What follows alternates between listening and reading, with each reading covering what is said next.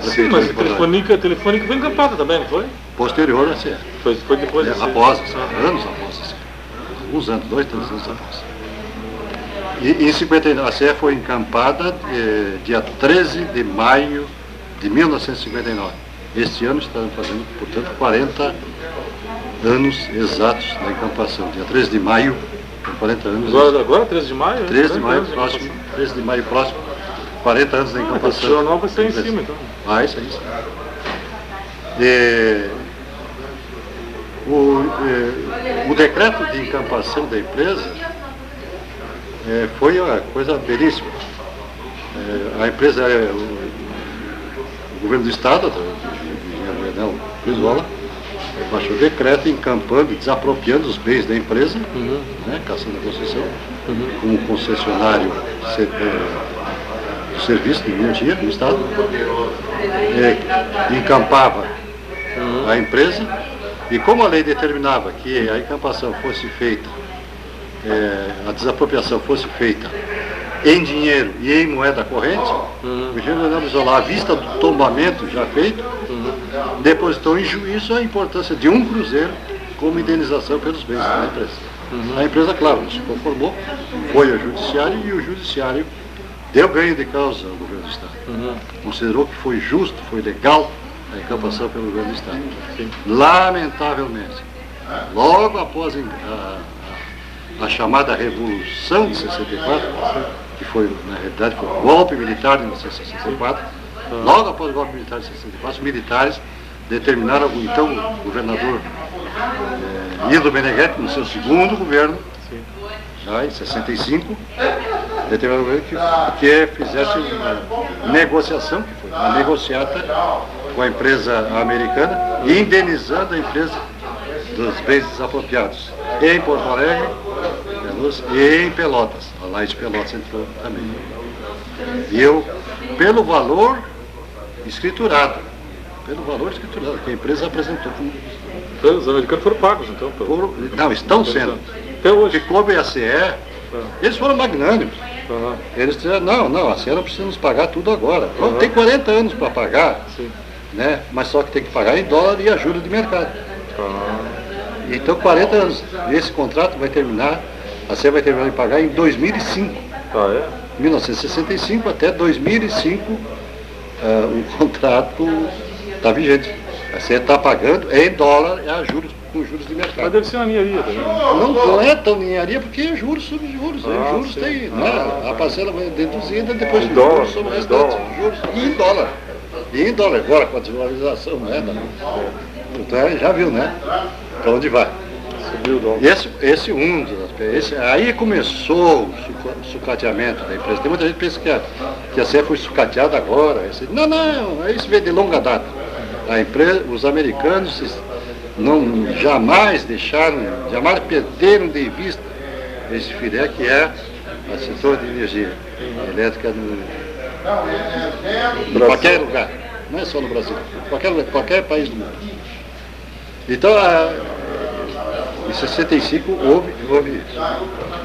Mas, voltando um pouco atrás, feita a encampação, em seguida, quase que em seguida, os serviços jurídicos da CE alertaram a empresa que o sindicato não tinha mais razão de ser, porque a CE era considerada, os funcionários da CE, extranumerários, eram considerados funcionários públicos estadual, todo mundo é empresa pública estadual, a CE era uma autarquia estadual, não cabia, como autarquia pública, não cabia a presença do sindicato.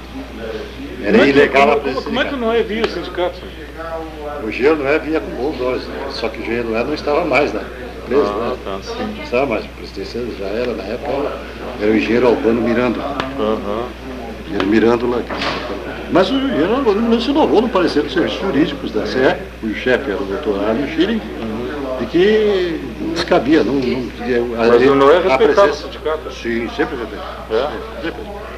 Houve um episódio até, eu não sei se foi quase no fim no último ano do governo Meneghetti, 57 mesmo, não acho que foi, ou 58, antes do Brizola assumir, no último ano do governo Meneghetti, houve um episódio que nós nós estávamos na iminência de uma greve, porque a empresa americana não queria conceder o registramento e tal, e nós fui chamado a Palácio. E lá no Palácio, o governador Meneghetti disse, olha, mandei te chamar aqui para nós acertar esse negócio, se tu não acertar já fica preso aí mesmo.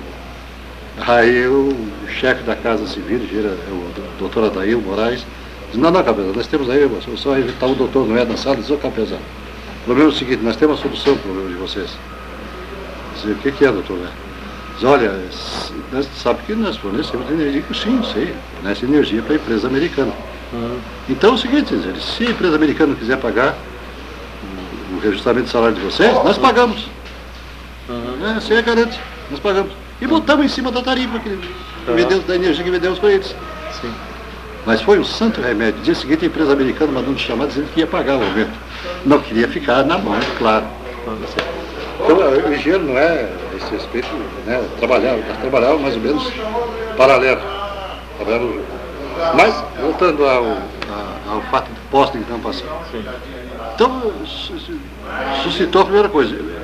O engenheiro Albano, à vista, Albano Miranda, nos remeteu uma carta dizendo que faz a ilegalidade da existência do sindicato e transcrevia o parecer dos serviços jurídicos na carta. Nós passamos a ser funcionários da CE e tal, com todos os direitos e vantagens, né? Direitos e vantagens que nós não conhecíamos, nós sabíamos quais eram.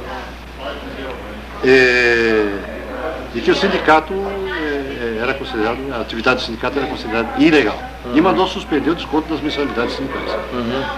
Mandou suspender o desconto das mensalidades sindicais e aí fomos à greve, fomos obrigados a ir à greve para fazer respeitar o sindicato, e as greves foram se sucedendo. Aí houve a intermediação do governo do Estado, através do Dr. Wilson Vargas, que era o secretário de Energia, o professor Clei Araújo, que era o secretário do Trabalho, o governo Brizola. Houve a intermediação deles, até houve uma célebre greve. Então, já no período do Brizola, tentaram transformar vocês em ilegalidade? Sindicato ilegal? Sim, a empresa tomou a iniciativa. Aí tem até eu estava falando, tem até uma célebre greve, em que nós, para simbolizar que estávamos em greve, resolvemos desligar a iluminação pública, não os consumidores particulares, mas a iluminação de ruas, que na época tinha o comando centralizado, hoje é comando por relé fotoelétrico, né? Mas na época o comando era centralizado na usina e nas subestações. Então nós resolvemos desligar a iluminação de rua. E paralisar todos os demais setores da empresa. Já havia antecedente? Tinha feito isso antes? Não, foi a primeira vez. O sindicato nunca fizeram isso? Nunca tinha feito isso. Já tinha feito greve, mas nunca tinha desligado a energia da cidade. Bom, deixamos a cidade, era um túnel.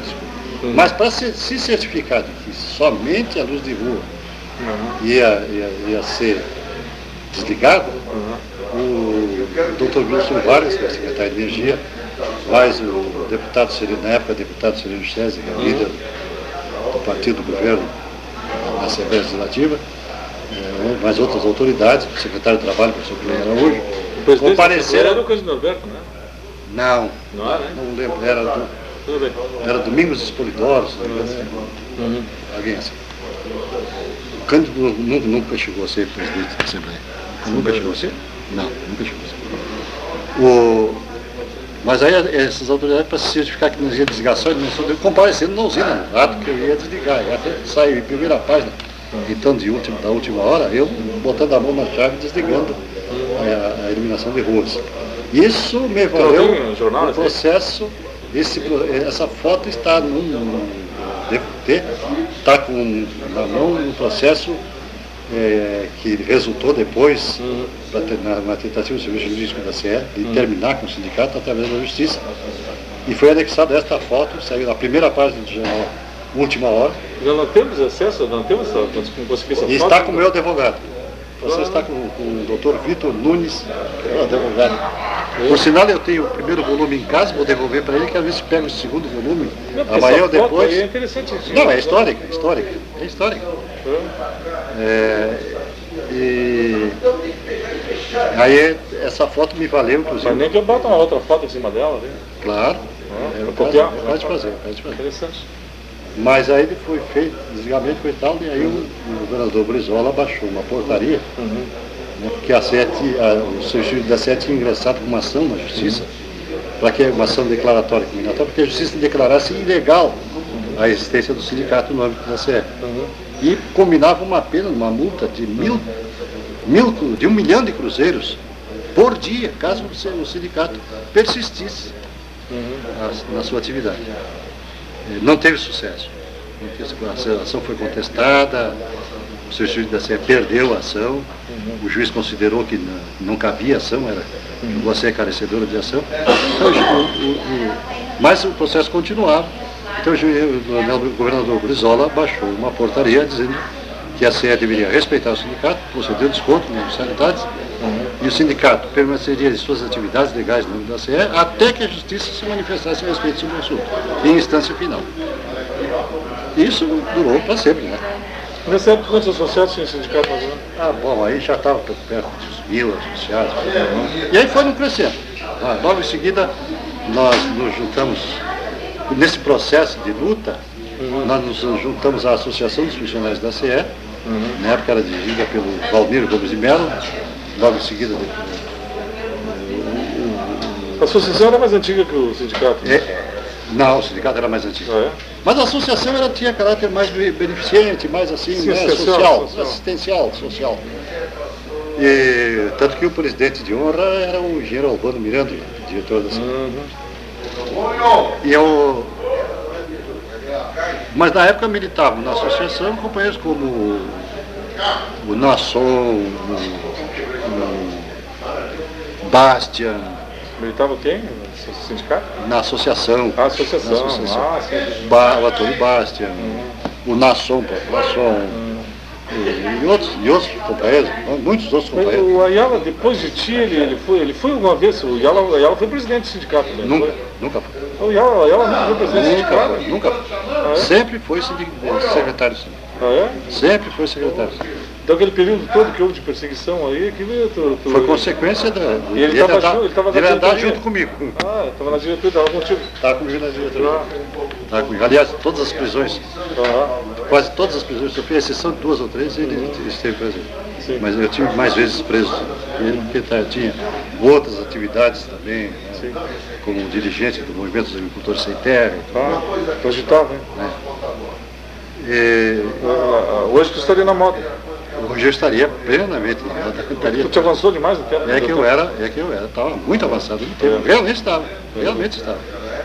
Eles não compreendiam a minha. Tinha influências de alguns patrícios, os italianos sempre gostavam. Sempre gostavam. Gringão sempre gostavam. Não, e a usina, que era a usina? Grosso, o pessoal da usina, o que era? Eram descendentes de espanhóis, italianos, poloneses, alemães. Naquela época tinha muito imigrante aí, né? Não tinha mão de obra especializada, não tinha mão de obra, era imigrante, a grande maioria era imigrante. Tanto os americanos quanto o Noé traziam, né? Não, e a própria empresa americana, os americanos compraram a energia dos ingleses. Que é a empresa em 1926. Que a usina ia ser dos ingleses. Quem estava construindo a usina aqui do gasômetro eram os ingleses. Pertencia aos ingleses. Depois o americano comprou em 1926. E ficaram aqueles funcionários. Qual era a empresa inglesa, não? A empresa inglesa tu não lembra qual era, não? Não me lembro. Não lembro. E os funcionários que os ingleses... Mas e a Light, Fiat Lux, que tinha a ver aí com a Fiat Lux era municipal, era outra empresa. Era multinacional também? Não. Tinha capital nacional, mas era minoria. Mas eram empresas municipais. Era local? Então. Era local. E a Light nunca teve aqui no Rio Grande do Sul? Só em Pelotas? A Light só em Pelotas. Mas a Light, quer dizer, era um nomes diferentes de uma mesma empresa. Light, tudo da mesma empresa, tudo canadense, só mudava o nome. Tem um livrinho, eu até um engenheiro paulista que um dia resolveu escrever sobre o problema de energia elétrica no Brasil. Um livrinho assim, muito fraco, muito fraco. Mas o prefácio desse livro foi escrito por alguém nada mais, nada menos que Barbosa Lima Sobrinho. E o prefácio vale o livro. Aliás, o prefácio é maior, fisicamente é maior do que o livro. O prefácio. E Barbosa Lima Sobrinho diz direitinho, com historia, o que foi o jogo sempre, né? Na época do Dutra, presidente Dutra, né? Os almoços de sábado no apartamento de cobertura do superintendente da Light no Rio, em que comparecia Chateaubriand, os ministros de Estado, o próprio Dutra comparecia, e até Barbosa Lima Sobrinho como jornalista era convidado, né? E diz que ele se divertia olhando o Chateaubriand passando a mão na bunda do Dutra, de brincadeira, já cheio de uísque, né? Mas ali, aqueles almoços, naqueles almoços era pensar da política do país em relação ao capital estrangeiro, não era só da energia, não era só da energia. Aí que era a história. No governo Dutra é que eles fincaram os pés aqui dentro, logo depois da redemocratização do país, né? A saída de Getúlio e tudo mais. Aí que eles ficaram o pé mesmo, para ficar. Infelizmente até hoje, cada vez mais. Né? Cada vez mais. Mas aí a tua parte é que essa aí, vamos ver, tu saiu daí dessa parte, depois você já chegou ali até o período da cassação, até o período de preso, né? Aí foi a luta para a manutenção do sindicato. Nesse processo se juntamos à CE, se juntamos à Associação dos Funcionários da CE, e começamos a lutar juntos. Foi quando saíram aquelas memoráveis assembleias, né? Já no início do segundo governo Meneghetti, né, com o general Amir Borges Fortes, presidente da CE, que resolveu ir a uma assembleia feita no cinema Marabá, que fechou a rua Coronel Genuíno, na frente, já né? era uma assembleia. Tivemos. Não, nós calculamos em cerca de 3 a 7 tinha. Mas estava fechado o sindicato já? Não, isso já foi. Mas o Amir foi na 62. 63. Mas o general Amir já era presidente antes da Não, antes do golpe era. Assim que o Meneghetti assumiu em janeiro de 63, o general Amir assumiu a direção antes da Revolução. Antes da E aí antes do golpe vocês foram, aí fizeram uma assembleia lá no Marabá. No Marabá, uma assembleia com 3.500 para mais. Só porque lotou, não? E na época o Marabá era o maior cinema daí. Marabá era o maior cinema da cidade.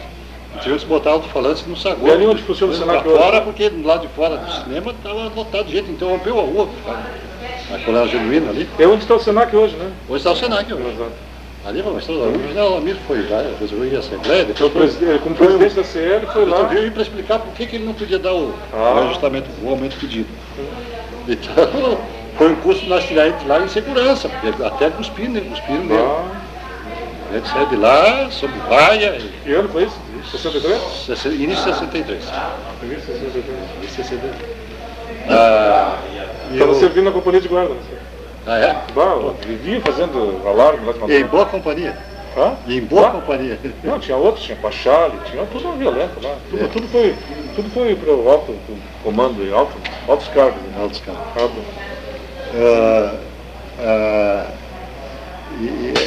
E junto com, em 62, o engenheiro Brizola resolveu transformar a empresa, a autarquia, em empresa pública, em sociedade por ações. E remeteu uma correspondência ao sindicato e à associação, pedindo que os funcionários da CE se manifestassem a respeito. E nós fizemos nossa manifestação, dizendo que deveriam passar para a empresa todos os atuais funcionários da CE, compreendidos os funcionários extranumerários, de quadro, os chamados POs, né, pessoal de obras da época, o pessoal encampado, todos os funcionários da CE atualmente, qualquer que fosse a sua origem,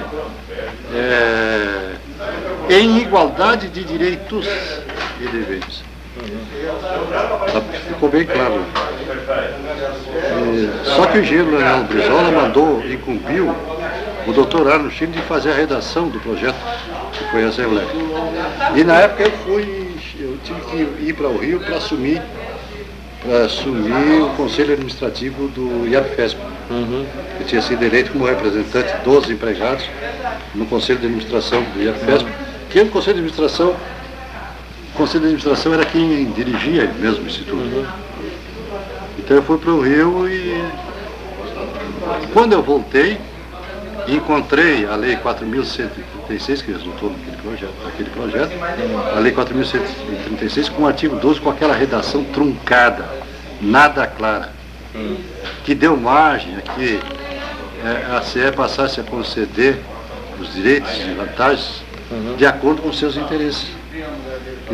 Não pôde diminuir os extranumerários e tal, porque mas os encampados, por exemplo, foi uma luta para reconhecer, ganhavam parte dos direitos como adicionais de tempo de serviço, viraram décimo terceiro, auxílio de farmácia, e papapá. Foi estendido isso para os POs também, né, que não ganhavam adicionais por tempo de serviço, nem auxílio de farmácia, nem nada. Foi estendido aos POs e tal. Mas Lei Perac, por exemplo, não. Né? Complementação de aposentadoria, não. Né? O caminho foi ir para a justiça. Uns ganharam, outros perderam. Foi o meu caso. Eu ganhei na justiça, sou extraordinário por via judicial. Por via judicial, por sentença judicial. Tive reconhecido esse direito. Mas isso depois da minha volta, porque eu fui demitido com o golpe da empresa, no golpe militar de 64, em outubro de 64. Fui demitido da empresa, fui trabalhar em empresa privada. Né? E tu recebeu essa tua cassação, aí tu recebeu depois? Quanto tempo tu ficou afastado da empresa? Eu fiquei de 64 a 79 foi a lei. Mas efetivamente eu só voltei, tu lembra bem o dia que eu voltei? Fui para a sala e vocês trabalhavam na SOM, para conversar. Foi janeiro de 81. E tu ficou sem receber todo esse período? 16 anos sem receber nada. 16 anos sem receber? Sim. E depois recebeu os atrasados? Não? Tudo, até a última questão com juros e correção monetária.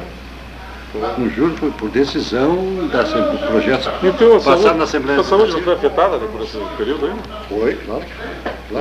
Imagina, em 64, mulher, todos da área do IAPESP, eles precisam de financiamento para casa própria. Quantos são, Catedral?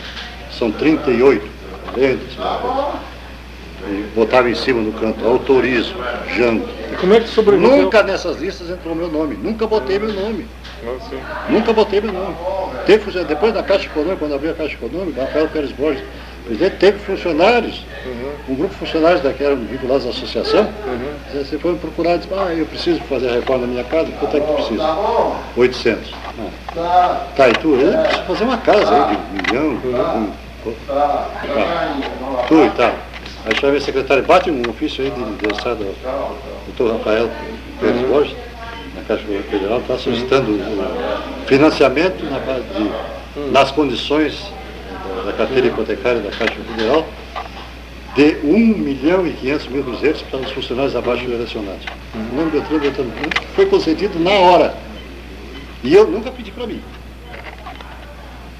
Quando deu o golpe militar, em 64, eu fui demitido da CE, estava com mulher, 4 filhos, a mais velha com 8 anos, a mais moça com 1 ano e meio, mais de 1 ano e meio, e sem emprego, na rua.